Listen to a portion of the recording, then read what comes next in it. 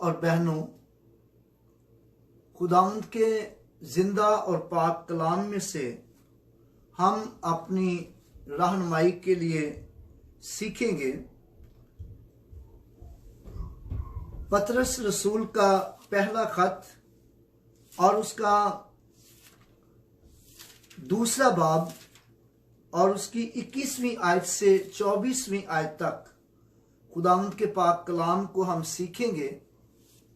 यहां पर हम बड़ी खूबसूरत बातें अपनी रहनुमाई के लिए सीखते हैं और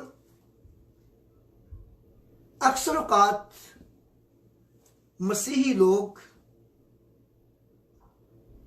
मसीह के साथ चलते हुए दुखों में से, परेशानियों में से, उलझनों में से गुजरते हैं और बहुत दफा डिस्कर्ज भी हो जाते हैं, परेशान होते हैं कि हम मसीह के साथ चलते हैं और हमें इन दुखों से छुटकारा क्यों नहीं मिलता। बहुत से कई दफा गिले शिकवे भी हम करते हैं। लेकिन पतरस रसूल का खत जो है वो हमें बड़ी तसल्ली की बातें बताता है, बड़ी रहनुमाई की बातें बताता है और फिर वो बताता है कि हमें किस तरह आगे बढ़ना है, किस तरह हमें तरक्की करनी है।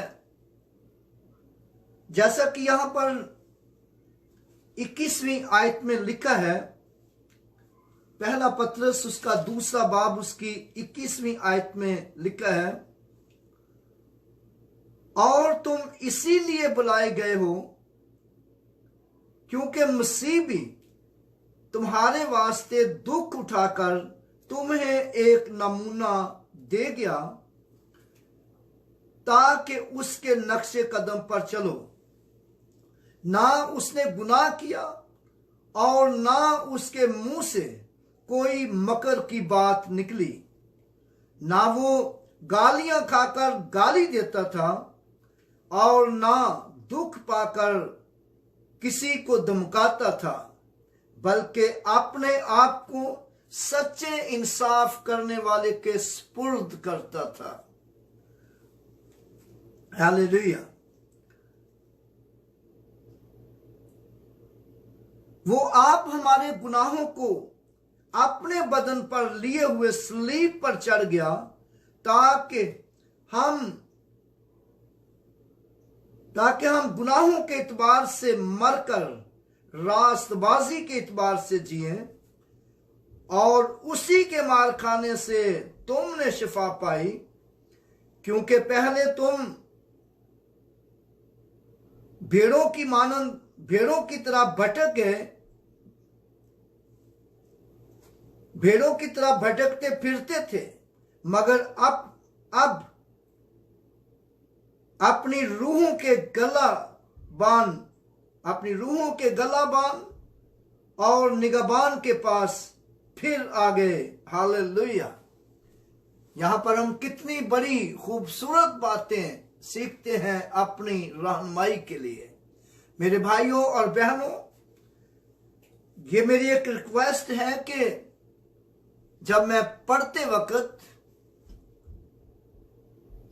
कई दफा लफ्ज मिस कर जाता हूं तो मुझे माफ कीजिएगा, क्योंकि इसलिए कि मेरी नजर वीक है। नजर वीक होने के बायस मुझसे कई लफ्ज जो है वो आगे पीछे हो जाते हैं, लेकिन खुदा का कलाम से आपको बरकत मिलेगी।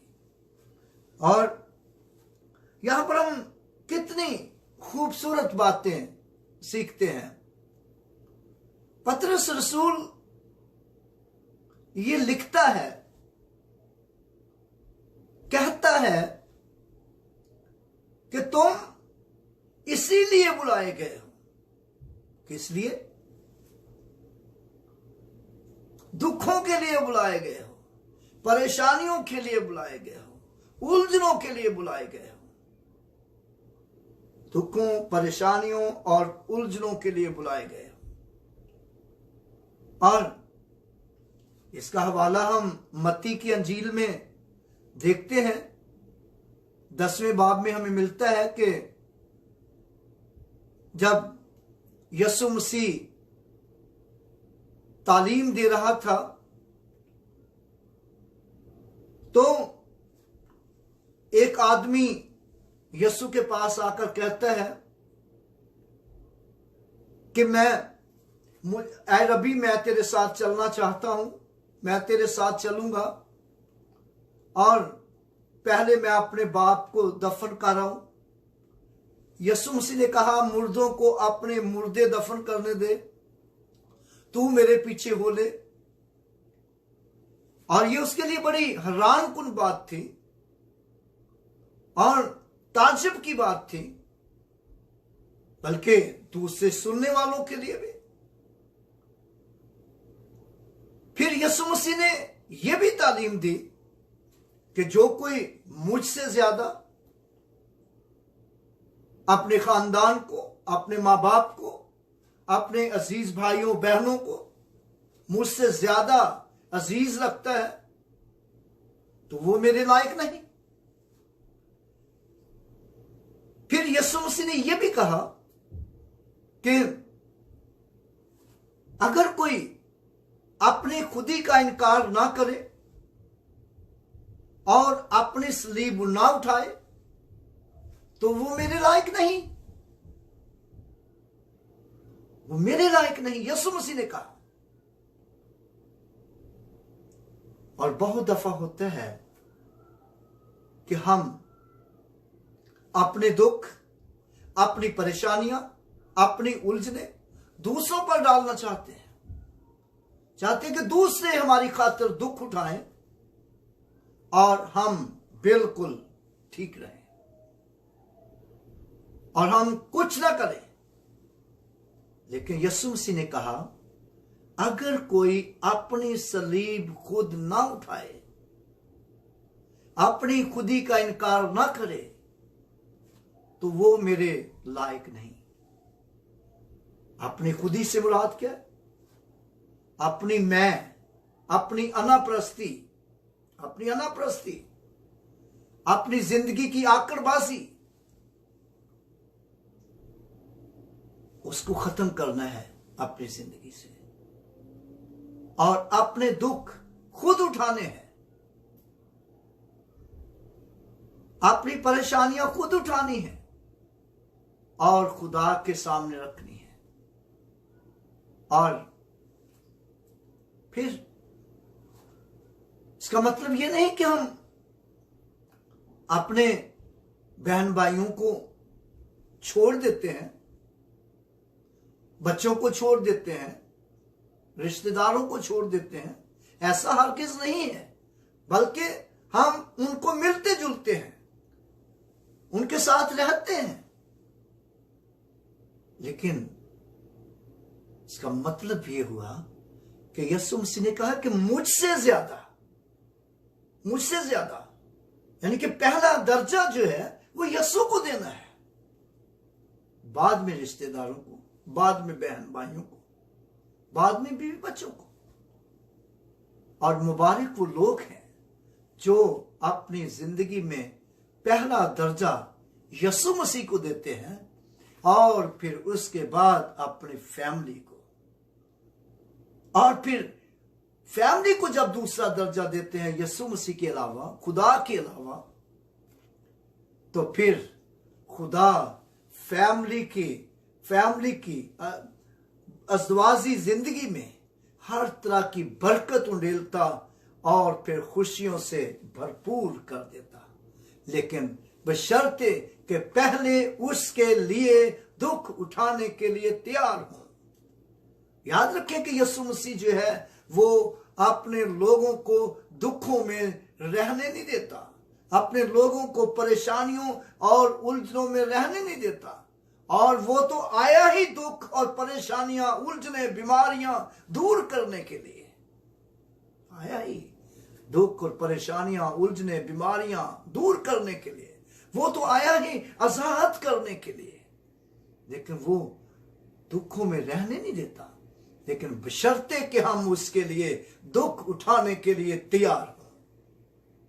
जैसा कि यहां पतरस रसूल कहता है कि तुम इसीलिए बुलाए गए हो, किस लिए? दुखों के लिए, परेशानियों के लिए बुलाए गए हो, उलझनों के लिए बुलाए गए हो, तुम इसलिए बुलाए गए हो। लेकिन अगले हिस्से में कहते हैं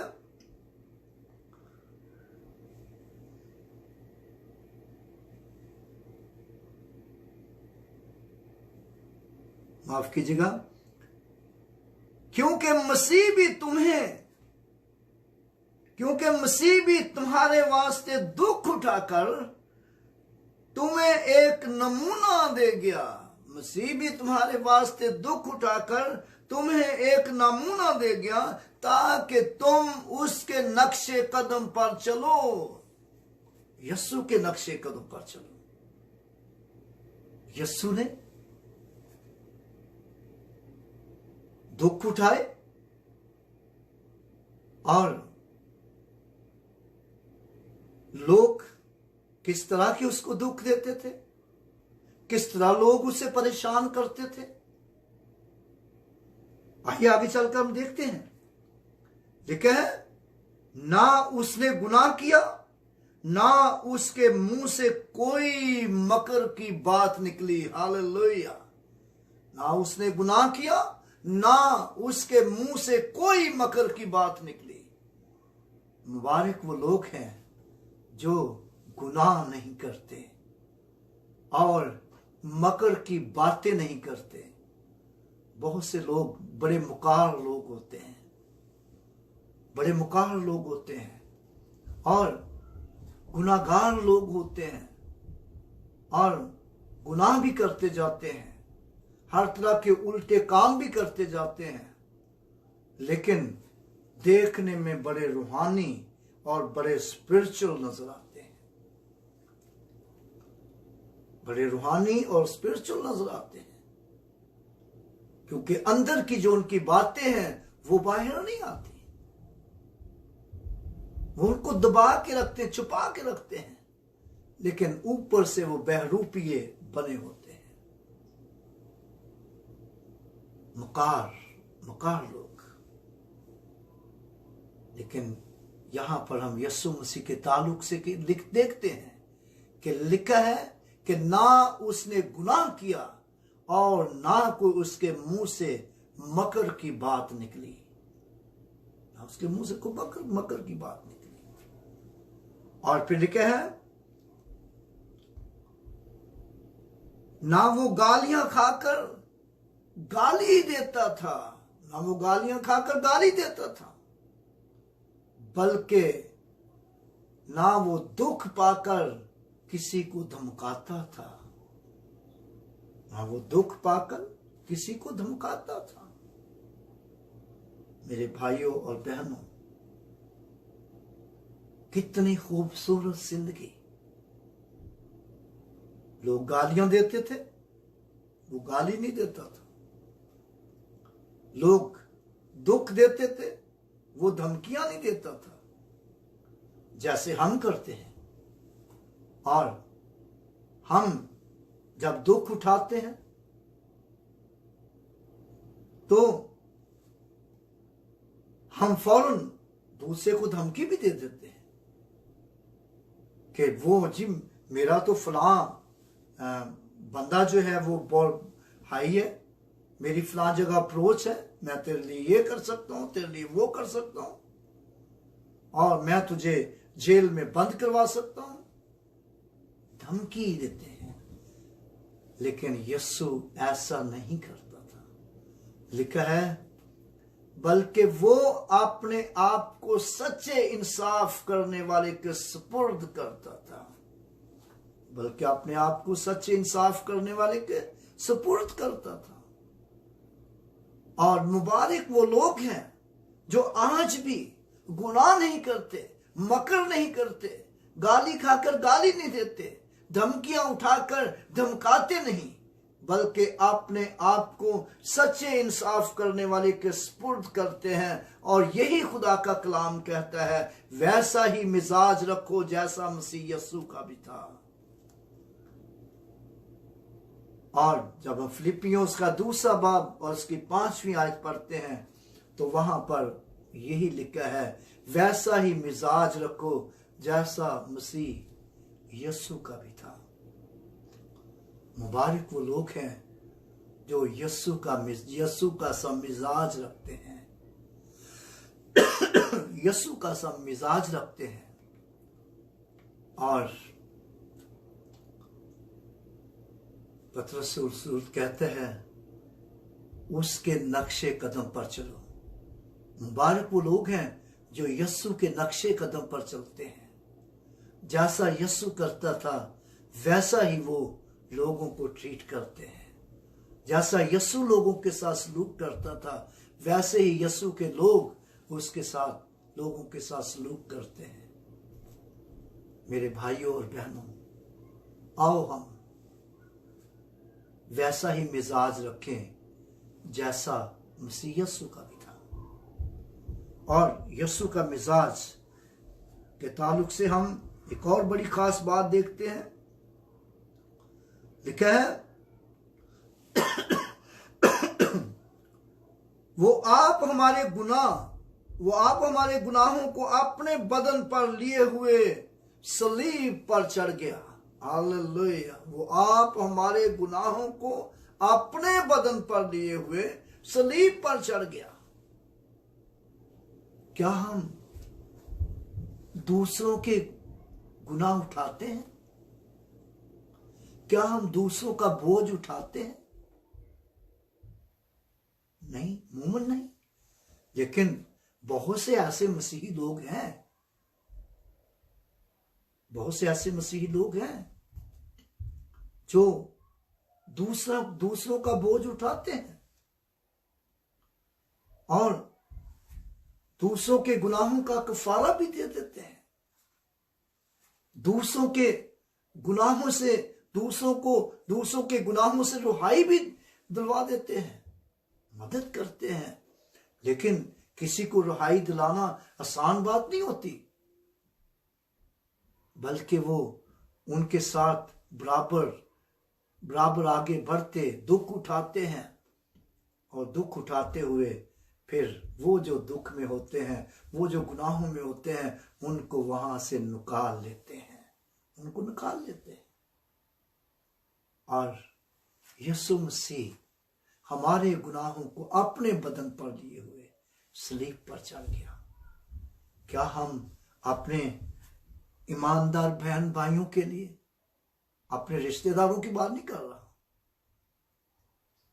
अपने सगे बेटे बेटियों की बात नहीं कर रहा, अपने सगे बहन भाइयों की बात नहीं कर रहा, तमाम ईमानदार बहन भाइयों की बात करता हूं। अपने बेटे बेटियों के लिए तो हर कोई दुख उठाता है, अपने सगे बहन भाइयों के लिए भी हर कोई दुख उठाता है। लेकिन सब ईमानदारों के लिए हर कोई दुख नहीं उठाता, वो कोई कोई होते हैं। लेकिन मुबारक वो लोग हैं जो ईमानदारों के साथ बराबर के उनके दुख के शरीक होते हैं और उनके दुख, उनके गम को खुद उठा लेते हैं और उनको रिहाई दिलवाने में मदद करते हैं। यहां पर हम बड़ी खूबसूरत बातें सीखते हैं और इसलिए तो पतरस रसूल ये कहता है, वैसा ही मिजाज रखो जैसा मसीह यस्सु का भी था। पौलुस रसूल कहता है, वैसा ही मिजाज रखो जैसे मसीह यस्सु का भी था। पतरस रसूल कहता है, उसके नक्शे कदम पर चलो, उसके नक्शे कदम पर चलो। और फिर अगले हिस्से में हम जाके देखते हैं, लिखा है, ताकि हम गुनाह के एतबार से मरकर रास्तबाजी के एतबार से जिए, ताकि हम गुनाहों के एतबार से मरकर रास्तबाजी के एतबार से जिए। और उसके मार खाने से तुमने शिफा पाई। क्यों हम रास्तबाजी के एतबार से जिए? इसलिए कि उसके मार खाने से, उस रास्तबाज ने, यस्सु ने, उसने हमारी खातिर हमारे गुनाहों को अपने बदन पर उठा लिया और हमारी खातिर उसने मार खाई। बाइबल ये बताती है कि यस्सु मसीह के बदन पर एक कम 40 कोड़े मारे गए, कम 40 कोड़े मारे गए और उसके मुंह पर थूका गया, उसके मुंह पर तमाचे मारे गए, उसकी दाढ़ी को नोचा गया और उसका खून सलीब पर बहाया गया। और उसके मार खाने से, यानी कि उसके खून के वसीला से हमने शिफा पाई, हमने शिफा पाई। और इसीलिए पौलुस रसूल ये लिखता है, कहता है, जीना मेरे लिए मसीह और मरना मेरे लिए नफा है। Hallelujah, praise the Lord. जीना मेरे लिए मसीह और मरना मेरे लिए नफा है। और मेरे भाइयों और बहनों, कितनी खूबसूरत बात हम देखते हैं यहां पर। मुबारक वो लोग हैं जो मसीह के लिए जिंदा हैं। मुबारक है वो लोग जो मसीह के लिए दुखों में से, परेशानियों में से, उलझनों में से गुजर जाते हैं और मसीह उनके दुखों को, परेशानियों को, उलझनों को रहने नहीं देता, बल्कि उनको निकाल लेता है, उनकी मदद करता है। इसीलिए तो पौलुस रसूल ये कहता है, जीना मेरे लिए मसीह और मरना मेरे लिए नफा है। और नफा क्या है? इसके ताल्लुक से हम दूसरी दफा सीखेंगे, लेकिन एक तो नफा ये है, इसमें डिटेल में नहीं मैं जाना चाहता, लेकिन इसमें नफा जो है बाइबल ये बात बताती है, जब मसीह यस्सु आएगा तो पहले तो वो जो मसीह में मुए जी उठेंगे। कितनी नफे की बात है, कितनी नफे की बात है। फिर हम जो बाकी जिंदा होंगे बादलों पर उठाए जाएंगे और हवा में खुदावंद का इस्तकबाल करेंगे और हमेशा उसके साथ रहेंगे, हमेशा उसके साथ रहेंगे। कितना बड़ा नफा है। सिंधु पौलुस रसूल कहता है कि जीना मेरे लिए मसीह और मरना मेरे लिए नफा है। लेकिन ये मुनाफा हासिल करने के लिए, नफा हासिल करने के लिए, बरकत हासिल करने के लिए, दुखों से, परेशानियों से, उलझनों से घबराए नहीं, आजमाइशों से घबराए नहीं, आजमाइशों से घबराए नहीं, बल्कि पतरस रसूल कहते हैं तुम इसीलिए बुलाए गए हो, तुम इसीलिए बुलाए गए हो। मसीह भी तुम्हारी खातिर दुख उठाकर तुम्हें एक नमूना दे गया और उसके नक्शे कदम पर चलो। हालेलुया, हालेलुया, उसके नक्शे कदम पर चलो। और मुबारक वो लोग हैं जो उसके नक्शे कदम पर चलते हैं। और फिर अगले हिस्से में जाकर हम देखते हैं, ठीक है, क्योंकि पहले तुम भेड़ों की तरह भटकते फिरते थे, पहले तुम भेड़ों की तरह भटकते फिरते थे, मगर अब अपनी रूहों के गलाबान और निगाहबान के पास फिर आ गए। अपने रूहों के गलाबान और रूहों के निगाहबान के पास फिर आ गए। पहले भेड़ों की मानंद भटकते फिरते थे, क्या मुराद हुआ? कभी फलां पीर के पास, कभी फलां फकीर के पास, कभी किसी दरबार पर, कभी बुत प्रस्ती करने के लिए, और कभी कई दफा कई तरह के ऐसे गलत काम करने के लिए जिसको लोग समझते हैं कि उनको मुक्ति मिल जाएगी, उनको निजात मिल जाएगी, और गलत राहों पर चलते थे, निजात के लिए मुक्ति मिल जाएगी, लेकिन वो सब गलत थे। लेकिन जब यीशु मसीह की खुशखबरी हम तक पहुंची और हमने यीशु को कबूल किया, तो हम उस गलाबान के पास आ गए, उस चरवाहे के पास आ गए जिसने कहा, अच्छा चरवाहा मैं हूं, अच्छा चरवाहा मैं हूं, और अच्छा चरवाहा अपनी भेड़ों के लिए जान देता है। अच्छा चरवाहा अपनी भेड़ों के लिए जान देता है, और उसने अपनी भेड़ों के लिए जान दे दी और उनको बचा लिया। और जब हम अब्रानियों के खत का मुताला करते हैं तो अब्रानियों के खत में हम एक बड़ी खूबसूरत बात सीखते हैं। आइए देखें जरा, अब्रानियों उसका 2 बाब उसकी 18वीं आयत जब हम पढ़ते हैं तो अब्रानियों 2 बाब उसकी 18वीं आयत, यहां पर लिखा है,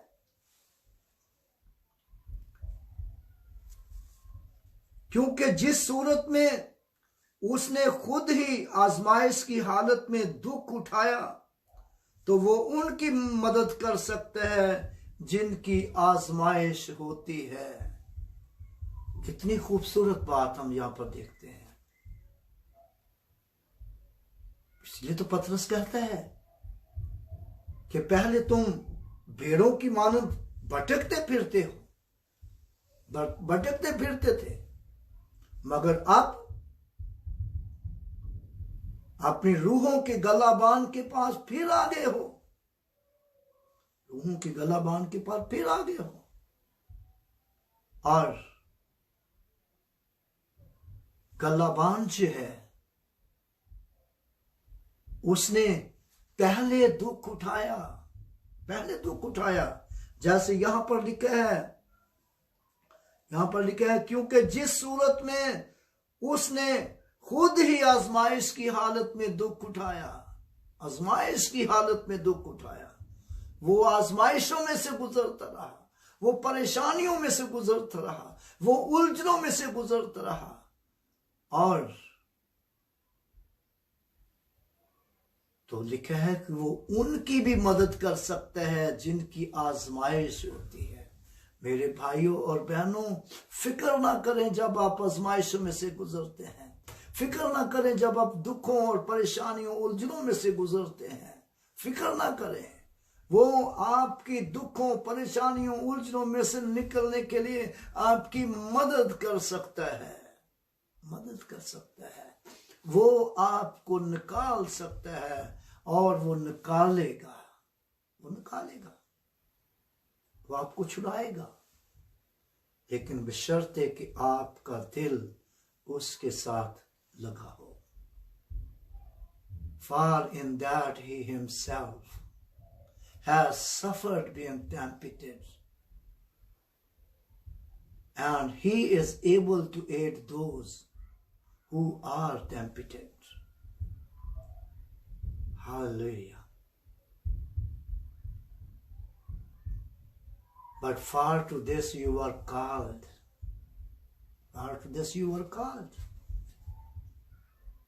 Because Christ also suffered for us, leaving us an example that you should follow his steps.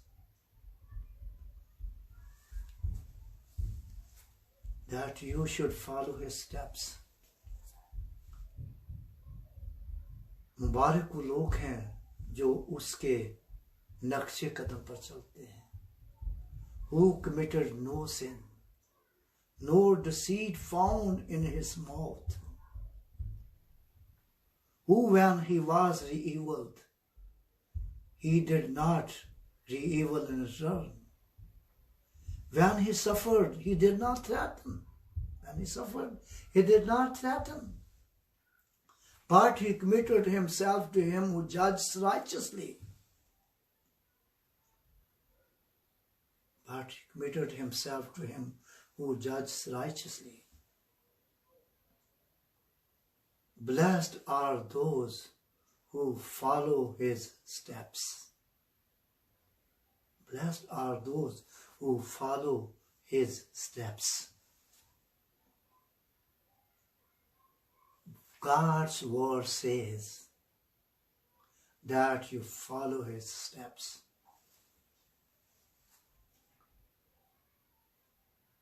When we read Philippians chapter 2 verse 5, let this mind be which was also in Christ. Let this mind be which was also in Christ.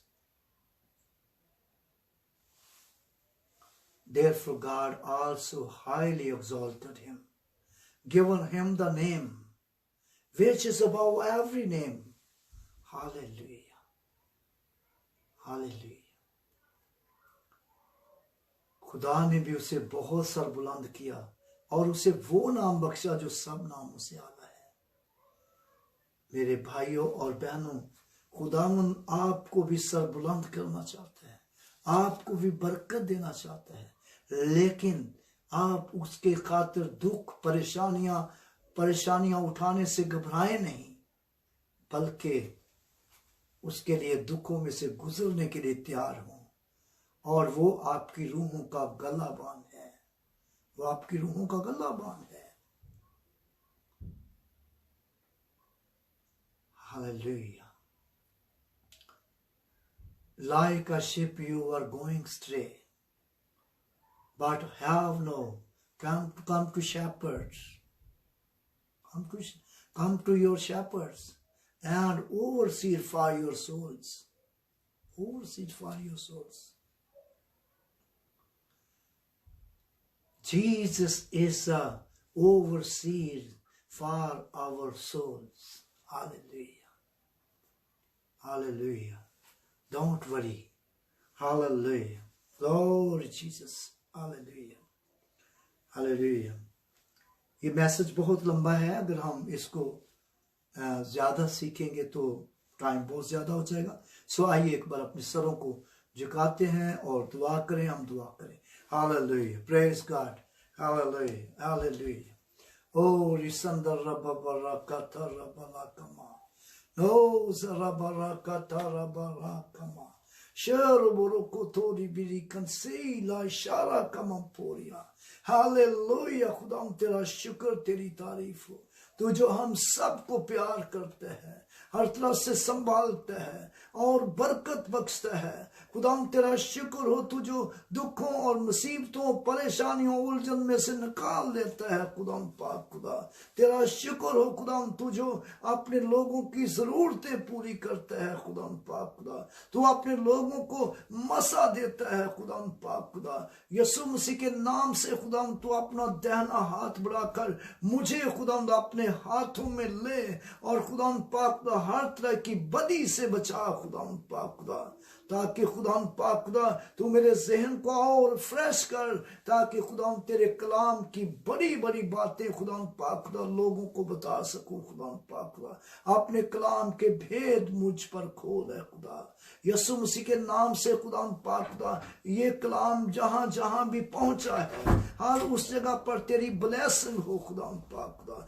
लोग कसरत से बरकत पाए। खुदा जरूरतमंदों की जरूरतों को पूरा करना है। खुदा ऐ खुदाम पाक खुदा यीशु मसीह के नाम से गुनाहगारों को निजात देना है। खुदाम पाक खुदा ओ खुदाम पाक खुदा ईमानदारों को तरक्की बख्शना है। खुदा ओ खुदाम पाक खुदा दुखियों को दुखों से आजाद करना है। खुदा यीशु मसीह के नाम से बीमारों को शिफा देना है। खुदा ऐ खुदाम यीशु के नाम से खुदाम बे औलाद बेटे बेटियों को खुदाम औलाद दे। खुदाम पाक खुदा यीशु मसीह के नाम से खुदाम पाक खुदा तू हर तरह से खुदाम ब्लेस कर। खुदाम यीशु के नाम से खुदाम पाक खुदा फजल दे के खुदाम हम सब तुझ में बढ़े और तुझ में बरकत पाए खुदा। ओ खुदा कनाडा पर तेरी बरकत चाहते हैं खुदा पाक खुदा।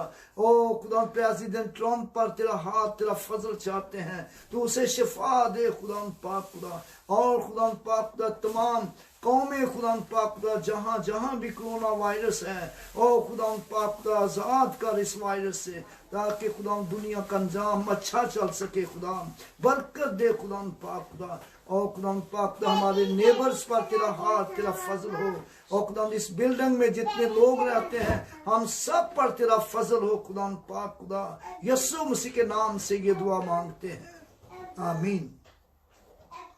आए हमारे बाप, तू जो आसमान पर है, तेरा नाम पाक माना जाए, तेरी बादशाही आए, तेरी मर्जी जैसी आसमान पर पूरी होती है जमीन पर भी हो। हमारी रोज की रोटी आज हमें दे, जिस हम अपने कर्जदारों को माफ करते हैं, तू भी हमारे कसूर में माफ कर। हमें आजमाइश में ना पड़ने दे, बल्कि बुराई से बचा, क्यों जो बादशाही कुदरत जलाल हमेशा तेरे हैं, आमीन। अब हमारे खुदा यीशु मसीह का फजल, खुदा बाप की मोहब्बत, रूहुल कुद्दस की रिफाकत और शराकत और बरकत अब से लेकर हमेशा तक हम सब के साथ और दुनिया के कुल ईमानदारों के साथ होती रहे, आमीन, आमीन, आमीन। आप सबको सलाम।